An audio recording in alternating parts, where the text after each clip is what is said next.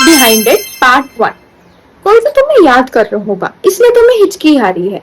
ये बात तो अपने बचपन में बहुत सुनी है। क्या ये एक्चुअली में सच है?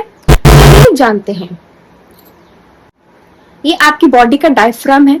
जब ये डायफ्राम इनवॉलंटरी कॉन्ट्रैक्ट करता है, जो ट्रैकिया के ऊपर कवर है ग्लोटस, वो बंद हो जाता है और इसी क्लोजर की वजह से ही आपकी बॉडी में आवाज आती है हिक्की। तो अगली बार जब हिचकी आए तो अपने डायफ्राम को ब्लेम करना, किसी और को याद करने को नहीं।